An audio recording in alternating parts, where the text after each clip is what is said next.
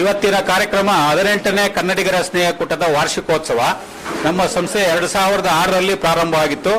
ನಮ್ಮ ನಿವೃತ್ತ ಲೋಕಾಯುಕ್ತ ನ್ಯಾಯಮೂರ್ತಿ ಎನ್ ವೆಂಕಟಾಚಲ ಅವರ ಅಮೃತಾಸ್ತ್ರದಿಂದ ಈ ನಮ್ಮ ಮೊದಲನೇ ವಾರ್ಷಿಕೋತ್ಸವ ಪ್ರಾರಂಭವಾಗಿತ್ತು.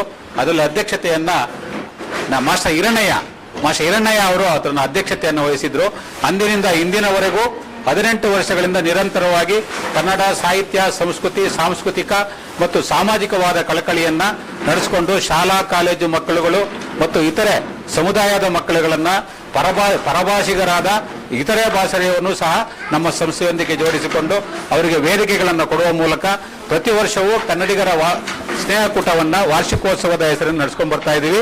ಅಲ್ಲದೆ ತಿಂಗಳು 2 ತಿಂಗಳಿಗೊಂದು ಸಾರಿ ಶಾಲಾ ಕಾಲೇಜುಗಳಿಗೆ ಹೋಗಿ ಬರವಣಿಗೆಯ ಸ್ಪರ್ಧೆಯನ್ನ, ಜಾನಪದವನ್ನ ಮತ್ತೆ ಅವರಲ್ಲಿ ಯಾವುದೇ ಸಾಂಸ್ಕೃತಿಕ ಕಲೆ ಏನಿದೆ ಮಕ್ಕಳಲ್ಲಿ ಅವರಿಗೆ ಪ್ರತಿಭಾನ್ವೇಷಣೆಯನ್ನು ಮಾಡಿ ಅವರಿಗೆ ಪ್ರಶಂಸಾ ಪತ್ರಗಳನ್ನ, ಬಹುಮಾನಗಳನ್ನು ಕೊಟ್ಟು ಪ್ರೋತ್ಸಾಹ ಮಾಡ್ತಾ ಇದ್ದೀವಿ.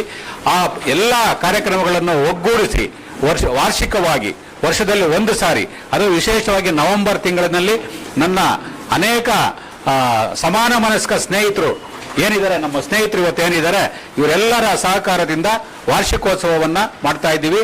ಇದು ನಮ್ಮ ಬೆಂಗಳೂರಿನ ಇತರೆ ಭಾಗದಲ್ಲೂ ಸಹ ಮಾಡಿದ್ದೀವಿ. ವಿಶೇಷವಾಗಿ ಈ ಸ್ಥಳದಲ್ಲಿ doctor Chandrashekar speech and hearing ಏನು ಸಂಸ್ಥೆ ಇದೆ, ಈ ಸಂಸ್ಥೆಯಲ್ಲಿ ಸುಮಾರು 6-7 ವರ್ಷದಿಂದ ನಿರಂತರವಾಗಿ ಮಾಡ್ತಾ ಇದ್ದೀವಿ. ನಮ್ಮ ಶಾಲೆ ಕಾಲೇಜುಗಳು ಮತ್ತೆ ಪರಭಾಷಿಗರು ಮತ್ತೆ ಸ್ನೇಹಿತರು ಕೂಡ ನಮಗೆ ವಿಶೇಷವಾದ ಸಹಕಾರವನ್ನ ಕೊಡ್ತಾ ಇದ್ದಾರೆ.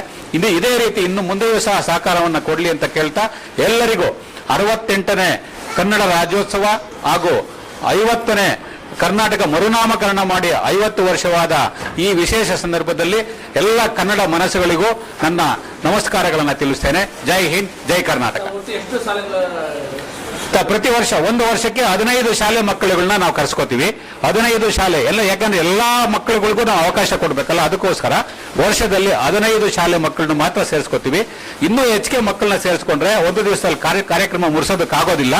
ಅದಕ್ಕೋಸ್ಕರ ಒಂದು ವರ್ಷದಲ್ಲಿ ಯಾವ ಮಕ್ಕಳನ್ನ ತಗೊಂಡಿರ್ತೀವೋ ಅವ್ರನ್ನ ಬಿಟ್ಟು ಮುಂದೆ ಅದ ಒಂದು ಸರತಿ ಸಾಲಿನ ಪ್ರಕಾರ ಶಾಲೆ ಮಕ್ಕಳನ್ನ ಒಗ್ಗೂಡಿಸ್ಕೊಂಡು 15 ಶಾಲೆ ಮಕ್ಕಳುಗಳನ್ನ ನೃತ್ಯ ಶಾಲೆ ಇರ್ಬೋದು, ಅದು ಪರಭಾಷೆ ಶಾಲೆ ಇರ್ಬೋದು, ಆಂಗ್ಲ ಮಾಧ್ಯಮ ಶಾಲೆ ಇರ್ಬೋದು, ಕನ್ನಡ ಶಾಲೆ ಇರ್ಬೋದು, ಸರ್ಕಾರಿ ಶಾಲೆ ಇರ್ಬೋದು, ಎಲ್ಲಾ ಶಾಲೆಗಳನ್ನು ಸಹ ಇತರೆ ಭಾಷೆ ಶಾಲೆಗಳ ಮಕ್ಕಳು ವಿಶೇಷ ನಾವು ಅವರಿಗೆ ಆಸಕ್ತಿಯನ್ನು ವಹಿಸಿ ಅವರಿಗೆ ಕನ್ನಡ ಕಾಗುಣಿತವನ್ನ ಬರೆಸುವಂಥದ್ದು, ನಾಡು ನುಡಿ ಮತ್ತೆ ಗಾದೆಗಳನ್ನ, ಒಗಟುಗಳನ್ನ ಮತ್ತೆ ಸಣ್ಣ ಸಣ್ಣ ಕವಿತೆಗಳನ್ನ, ಚುಟುಕುಗಳನ್ನ ಬರೆಯಲು ಪ್ರೋತ್ಸಾಹ ಕೊಟ್ಟು ತರಬೇತಿ ಕೊಟ್ಟು ಅವರಿಗೆ ವೇದಿಕೆ ಕೊಟ್ಟು ಅವರಲ್ಲಿ ಕನ್ನಡತನವನ್ನ, ಸಾಹಿತ್ಯತನವನ್ನ, ಸಾಂಸ್ಕೃತಿಕತನವನ್ನ ಮೈಗೂಡಿಸುವಂತಹ ಕೆಲಸವನ್ನ ಮಾಡಿ ಪ್ರೋತ್ಸಾಹವನ್ನ ಕೊಡುವಂತ ಕೆಲಸವನ್ನ ನಾವು ಮಾಡ್ಕೊಂಡು ಬರ್ತಾ ಇದ್ದೀವಿ.